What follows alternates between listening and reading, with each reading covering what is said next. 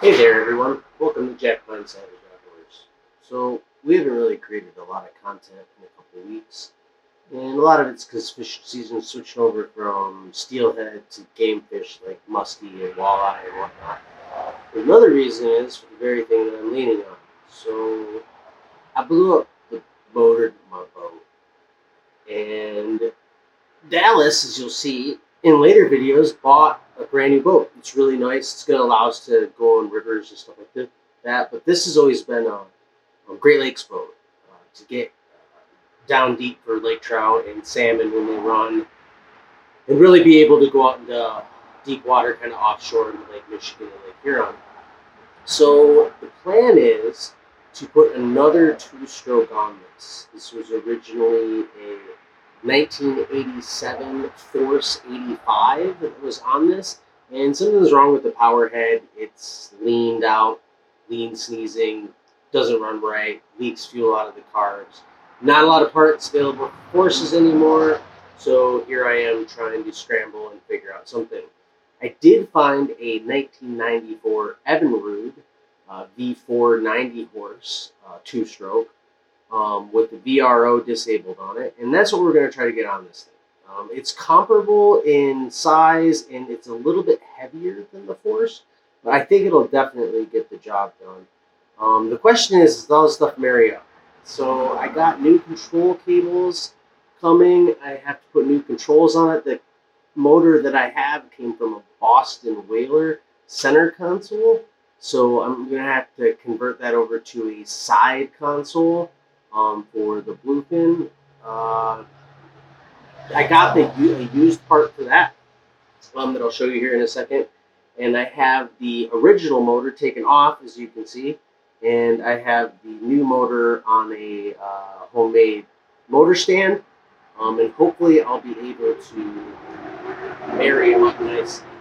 The reason why I'm inside the garage, and you can hear all the traffic right now, is because I'm kind of waiting on parts, and I'm underneath the electric hoist that's in my garage that's above you.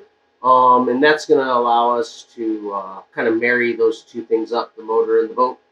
But before that, I kind of have to do a little bit of work around the splash well here. There's some cracks and stuff, and I really want to make sure that I seal that up so a lot of water doesn't get into the bilge. Yeah, we're going to see if we can keep this old girl going. It's been, I don't know, I think my brother had this boat for a decade or so, and then before that, a friend of the family owned it and had bought it new. So this boat has kind of always been in, our fun activities. Even growing up as a kid, I remember taking this boat out fishing. But somehow it ended up with me. So we're going to keep it going and keep the bluefin alive. So stay tuned to Jack Pine Savage Outdoors, and we're going to get this thing going and fish. So this is the 90 horse Evinrude. It's in really good shape. I think it was a garage stored Boston Whaler Montauk 19-foot center console. Very nice boat. But yeah, even the skeg and stuff, it's like all original paint. I think that's even like the original prop. It's like the Evinrude blue and everything. If I had to guess, it had, less than 500 hours on it. I'm not entirely sure, but it's very clean. That is the screw-in mount that I had to get to make sure that I could hoist this up and down. There is no built-in hook, so you have to kind of buy this thing separately or figure it out on your own. I suppose you could make that. Here's the bluefin backed into the garage. It's kind of a mess right now. But yeah, it's just the same push-pull steering. And we'll mount the controls up to there. And we built a fishing deck in the front. Let's see if we can all marry that up to the back transom. It's kind of dirty right now, but like I said, we're going to need it cleaned up and doing its thing. See, that's the kind of stuff that the transom's in really good shape. I think that just the caulk is just separated over time. So anyways, that's kind of what I want to get squared up. So like here. Again, it's just kind of separating. It's always been a really dry boat, and that's the reason, part of the reason why I want to repower it and keep it going. Well, let's try to get this motor on here. I'm going to try to rock this solo. I can't do it by myself. I'll have my girlfriend help me, or maybe phone a friend. Alright, let's try this.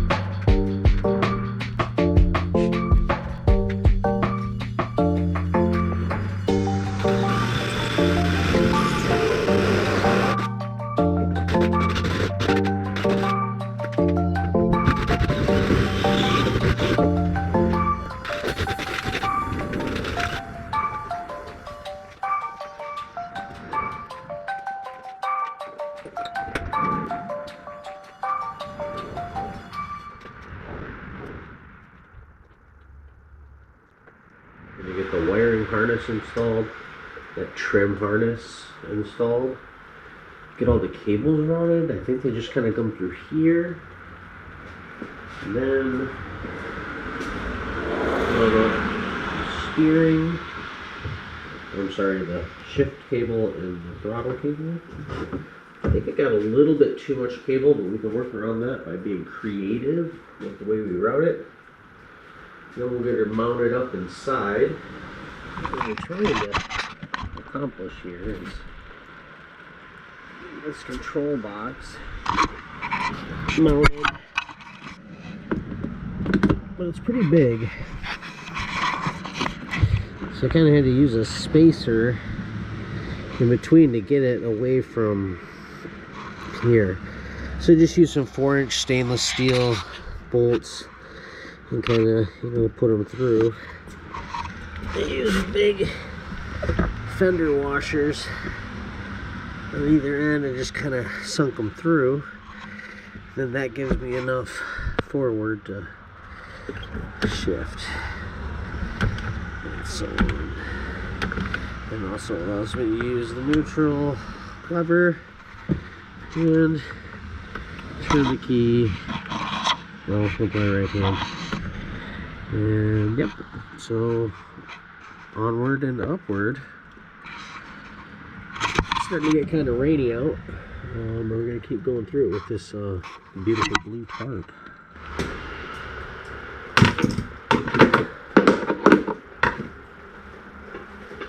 Let's get this wiring loom back here. Thankfully, this came pre-wired. Do have another wiring harness, but why fix it if it ain't broke?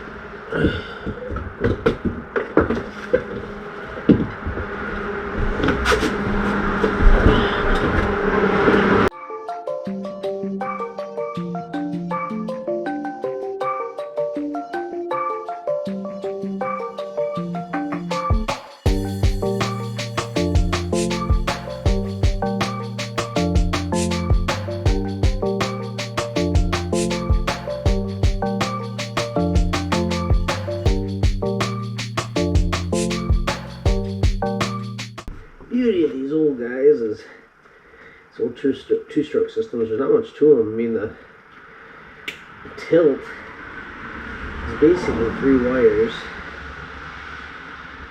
Although on this, there's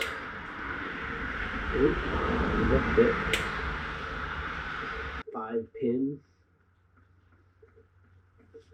and then this one goes to the control box. So again, we're going to try to get this one back, right? Yeah, back through there. Get that 2.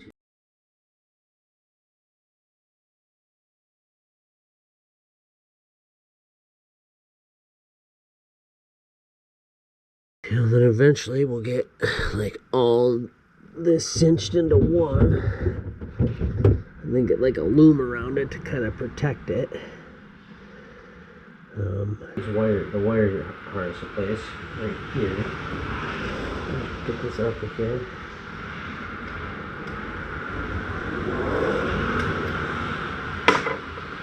It's kind of like a block that keeps everything nice and tight.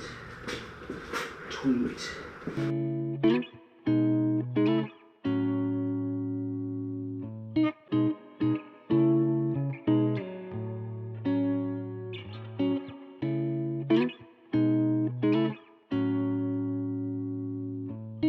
This motor is new to me, but I'm assuming that these two are VRO.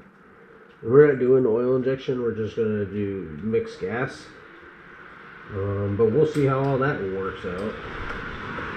We'll just tuck those out of the way.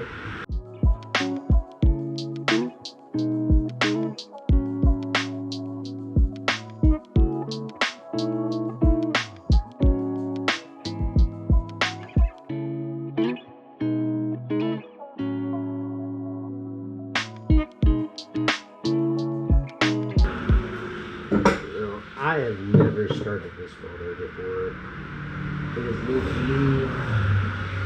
So I'm just taking out the spark plugs and adding some fogging oil to it just in case. Just I'll lubricate the cylinder head, cylinder wall. Kind of check the spark plugs too. They all look pretty good. It's even a little wet, like maybe they were already, like it was winterized.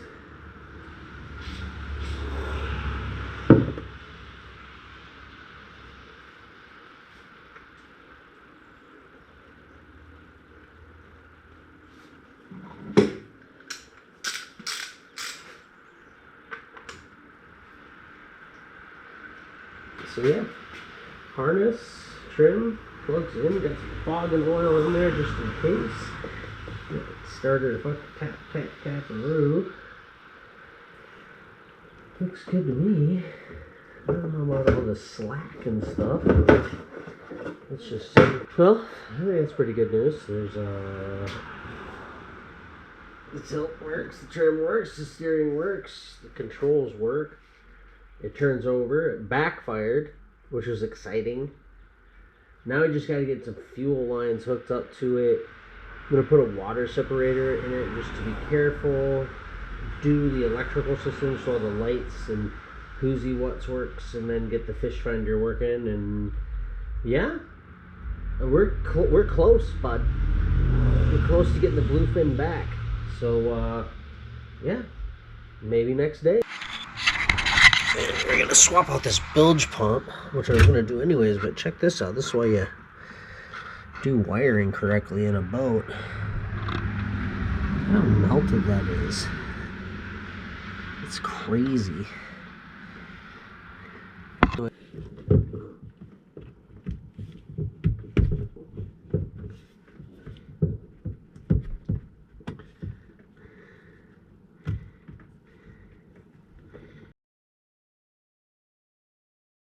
So there's the new Evinrude. Thankfully, the transom saver matched up nicely.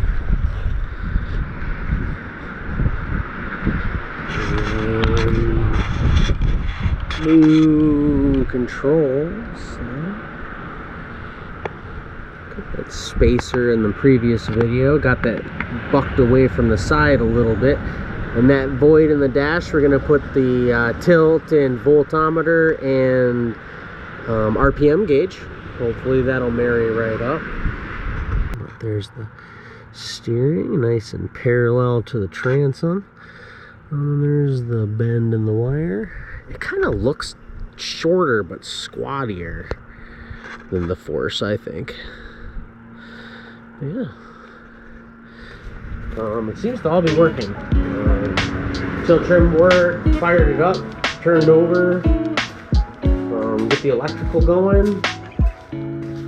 Man, hopefully in a few weeks we'll be ready to rock. As it stands, thanks for stopping in and taking a look at what we're doing here. Until next time, thanks for stopping by.